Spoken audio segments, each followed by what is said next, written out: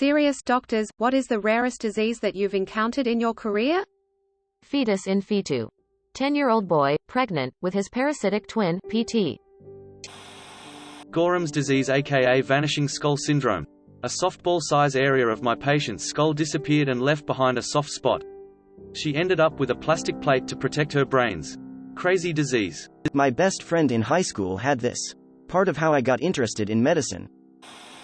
Pseudocyesis or hysterical pregnancy, in a woman who was an inmate in the psych wing of a prison I rotated through.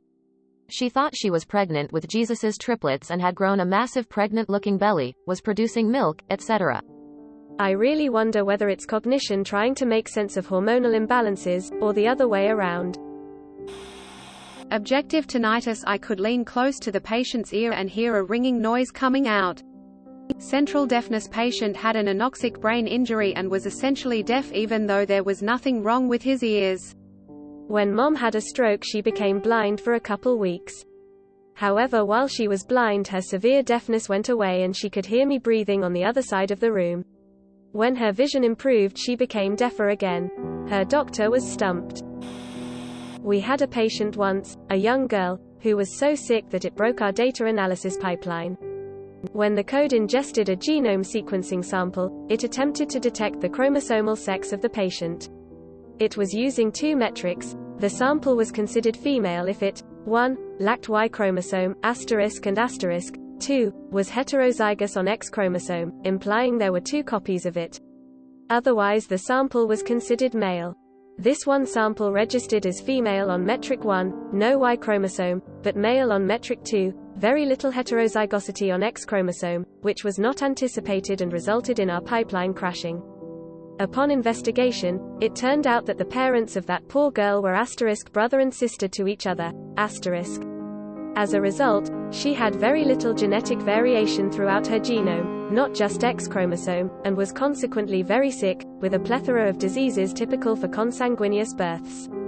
Did they not know they were siblings? Patient admitted for something unrelated, starts deteriorating for no discernible reason. Has some mild generalized abdominal pain, but other than that no specific symptoms. However, he keeps worsening to the point where he's barely hemodynamically stable. On the abdominal contrast CT, there's fluid everywhere. Organs pushed against the abdominal wall.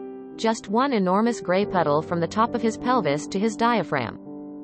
And then, at some point, there's a scribble of white pretty much smack dab in the middle of it all, in this context, signifying active bleeding. It was shaped like the world's smallest firework pop, and it was nowhere close any major vessel. Everyone was dumbfounded for a hot minute. It turned out to be a spontaneous, atraumatic rupture of the cystic artery. No surgeon in the building had ever seen one. Dude underwent embolization and made it out completely unscathed. So his entire torso was full of blood. Fibrodysplasia ossificans progressiva FOP. A disease that calcifies soft tissue and turns it into bone. When I was a medical student, our group's cadaver had this disease. During dissections we sometimes would get poked by spiky pieces of bone in random areas of her body. Also had a spine that resembled a small turtle shell. I scrolled the thread looking for this as my sister has FOP. She's now 36 and a lot more is known about the disease than when she was a child. Lack of information in her youth led to several misdiagnoses, and attempts to treat or operate actually caused flare-ups which can quicken spread. Persistent genital arousal disorder, having multiple orgasms a day, at any time, without any stimulation, becomes quite bothersome and uncomfortable, limits your daily activities and sleep is interrupted. Over time patients can become very hopeless. It is remarkable the dissonance between the name and the obvious joke, and the tremendous suffering these patients endure. I remember hearing about a few women with this on some primetime show like 60 Minutes or Dateline or something like that. I was a teenager, so of course I thought it was hilarious for about 30 seconds until they started talking about how horrible it was and that it basically ruined their work lives, relationships, and everything else. It was pretty eye-opening. Dermatologist here. Some fun ones. Chrome hydrosis, where sweat comes out in different colors. My patient's was blue. Argyria, a permanent discoloration from silver overdose. Aquagenic urticaria, an allergy to contact with water. Greater than aquagenic urticaria. An allergy to contact with water. How do you even live with this one? Is it skin contact only? How do you bathe? You can drink, uncomfortably, but contact with water causes itching and hives. Maybe not the rarest, but saw a 4 to 5-year-old patient with Lesch-Nyhan syndrome on my PEDS rotation in med school. It's an X-linked recessive disease that a quick Google search tells me affects about 1 in every 400,000 individuals. It's due to a mutation in an enzyme involved with DNA recycling. The thing all med students remember about it is for whatever reason these patients have a tendency to self-mutilate. My specific patient had to have a procedure to have all his teeth removed because he would terribly bite his arms unless he was physically restrained. I believe he had an older brother that went through the same ordeal. So sad, but definitely one of the more memorable cases from med school. Wow, that is weird. I read up and it sounds like a permanent gout. Actual scurvy. Poor old man didn't know how to cook after his wife died and ate nothing but biscuits. I accidentally gave myself scurvy during a bad depression episode. Thankfully recognized the symptoms from my forensics and osteology professor talking about it years ago. Geneticist here. I work in a pretty big hospital and we get hard to solve cases from all over the world. Some of the cases are so unique, there is literally no name yet the genetic disorder. So those would be the rarest. But for the sake of this thread, I will discuss something that is not the rarest, but is pretty rare, and one of the most interesting. Prader-Willi or Angelman syndrome. These are two extremely different disorders that are both caused by the same exact genetic mutation. The only difference is if the mutation occurred on the paternal chromosome or the maternal chromosome. If it occurred on the maternal chromosome, you get Angelman syndrome, which typically results in the child being overly happy, laughing all the time with light eyes and hair color, but also severe intellectual and physical disabilities.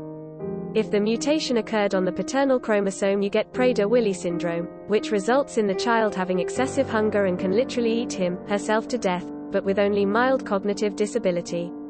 These kids may go a very long time not getting diagnosed and will become quite obese. Bonus disorder if you're still here. Williams syndrome. With this one, the affected individual has an extremely charismatic, outgoing and fun cocktail party personality. They are cognitively impaired in most aspects except for speech and have very unique facial features that are described as elf-like. Genetic counselor here. I'm thrilled to see a geneticist chiming in. It's like this question was tailor-made for the weird stuff in genetics. It's hard to talk about the rare disorders you diagnose when they literally don't have names, lol. Just offhand, I'd have to say a case of mitochondrial DNA depletion syndrome. Less than 100 cases reported. Harlequin ichthyosis. In med school there was a baby born with this. Basically their skin scales up and peels, removing that very important barrier so kids born with this don't live long. She was just a couple months old and had not yet left the hospital since birth. I have a coworker with ichthyosis. She has no fingerprints and her skin is scaly. She's also completely bald and very, very pale. Most people don't know because she wears makeup, wig and gloves. But I taught a fingerprint class one time and she mentioned it and we did a little print thing with her and it was cool. The rarest I've encountered is kid syndrome, keratitis ichthyosis deafness. A 5-year-old, very sweet, blind girl who literally had rough, thick, opaque skin on the surface of her eyes. If it blinded her, why is the disease referred to as deafness? Eye doctor here. Patient had bilateral acanthamoeba keratitis. Estimated that 0.0004% of contact lens wearers will be diagnosed with this condition in one eye. My patient had it in both. Acanthamoeba keratitis is a rare parasitic infection of your cornea. Would not taking out lenses frequently enough cause someone to develop it in both eyes more easily? Malignant hypothermia in my 11-year-old patient. I was only in my second year of anesthesiology residency and I thought she was going to die. I had a salty old anesthesiologist as my attending and she calmly led the whole team through the treatment. My patient did great and her labs were all normal when I took her to the PEDS ICU. I couldn't sleep for 2 nights and still haven't gotten over it. OBGYN here. Probably conjoined twins, thoracophagus, and a couple of cases of complete androgen insensitivity syndrome. I have CAIS. How did your patients find out they had the disease and how did they react? Also age? Sorry if it's very intrusive, don't meet many people I can discuss the disease with. She initially consulted at our outpatient department for still not having menses. At the time she was already 23 years old. During the initial interview, given our findings, I recommended for karyotyping, a test done to check what chromosomes a person has, to confirm that she was biologically male. She seemed to take it well as far as the first visit went at least. I wouldn't be surprised to learn that she had difficulties coping after the fact. Rarest disease that I've seen in my career thus far would have to be leprosy. It's something that one hears about in antiquity and something I read about in books, but I never expected to actually encounter it in my career. In what country was this? As some others have posted regarding rarity, it was, indeed, in North America. Goodpasture's syndrome, incidence rate of 1 in a million. Autoimmune condition that affects the lungs and kidneys. Psychiatrist here. Anti-NMDA encephalitis. As seen on the movie Brain on Fire. About 2 cases per million per year. I've actually seen 2 cases 12 months apart. Oh snap, I just had a patient with that. His symptoms were absolutely wild, then he recovered a bit and threw his headboard at me. I'm glad it's rare, as our neurologist looked at me like I was an idiot when I asked him what it was. In both cases, the neurologist was the idiot. Case 1, neurologist determined it was conversion disorder, recommended transfer to psych. My response, lol what? Try harder. Case 2, it's all cannabis-induced, transfer to psych. Me, see response to case 1. I diagnosed a patient with cancer of the parotid gland. It has an incidence of less than 1%. It went something like this. He came to me because he was having right jaw pain. I assessed him and nothing was really out of the ordinary. I thought he was having some TMJ because he had been dealing with some stress and he did have pain at the TM joint. A week later he came back with a Bell's palsy, which is a temporary paralysis of one side of the face. This can be caused by inflammation or a viral infection. So I asked the appropriate questions and he had some upper respiratory symptoms the week before. But something was off. So I palpated his jaw again and moved more medially towards his cheek. And he said it was painful midway on his cheek, where his parotid gland was. There was something there, not a discernible mass, but something was off. That's when I ordered a CT scan. And it was confirmed. I got him to a head, neck specialist along with getting him to a cancer specialist. He's currently 2 years out, and although he's missing some of his face due to surgery, he's doing surprisingly well. And his spirits are great. Wow, I did not expect this much traction and interaction. I'm doing my best to respond to comments, but I've been on mobile and it's been tough. So if I didn't respond to your comment, I really do apologize. It wasn't intentional and I don't want anyone to feel slighted or bad. Thanks again for the amazing conversation and the incredibly kind words. Hope each and every one of you are in good health and spirits. Folded hands, medium dark skin tone. This has been one hell of an evening. Special thanks to all of you who've shared intimate and personal stories about yourselves and others. Cancer sucks and there's nothing more important than our health, so please do your best to take care of yourself. Eat well. Get rest. Make sure to be active. I'm off for tonight as I have to be up early, but it's truly been a pleasure and I'm so lucky to have made new friends. Stay well and be safe. Oncoming fist, medium dark skin tone. My cousin had to have part of her jawbone removed and they never figured out what the mass was, but it's exactly in the same area. This was about 10 years ago and she's recovered well and can eat normally and everything, but her face has permanent asymmetry.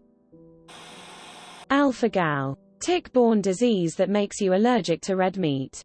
Spongiform encephalopathy, Creutzfeldt-Jakob disease.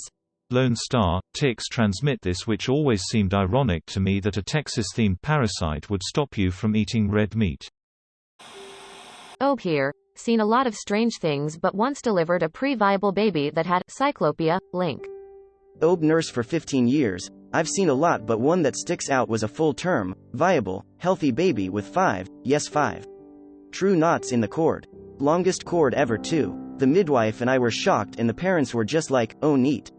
They had no idea how lucky they were. On my OB rotation during residency, I helped deliver a baby who had spots all over. Further blood testing revealed the baby had developed leukemia while in the mother. Didn't know that was really possible prior to that day. Incredibly rare. Rarity varies a lot by discipline. I'm in general surgery, so I see things like Fournier's and NECFASC pretty regularly, but have never treated an ear infection in my whole career. That said, strangest presentation for me so far was a gentleman who had had an anti-Erflix procedure on his stomach and esophagus, Nissen fundoplication with a hiatal hernia repair, then had a recurrence and got a redo which required a procedure to lengthen part of his stomach, colus gastroplasty. After that procedure, you have a staple line in your stomach. His hiatal hernia recurred again, bringing his stomach back into his chest, and he formed a connection between his stomach and the sac surrounding his heart. He presented to the emergency department dying because the gas and stomach contents could get into his pericardium, but not out, and his heart couldn't expand adequately to pump. Mad props to the ed doc who figured it out and saved his life before shipping him to me, smiley face. Probably not the rarest I've ever seen, but Fournier's gangrene comes pretty close. Only saw it once in my career. Don't look it up if you value your stomach contents. I had a patient who presented with purple, silver skin. He looked like a Smurf and the Silver Surfer had a baby. However, he was in the ER for abdominal pain and was highly offended when I asked him about his skin pigmentation. My first impression from across the room was that he was severely hypoxic, and I was amazed he was walking and talking. He made comments that made it appear he was a huge conspiracy theorist, so I was suspicious of colloidal silver toxicity. When I asked him about it, he shouted angrily, "I don't take silver supplements anymore." After some prying, he said he took them to self-treat for a prion disease which he self-diagnosed from the GRP juice test, where you spit out GRP juice into a petri dish and a fungus grows out of it. At this point I'm like, yeah, this patient is effing nuts. I'm pretty sure he listened to too much Alex Jones and as a result permanently dyed his skin blue, a condition called argyria. Yup, colloidal silver will do that to you.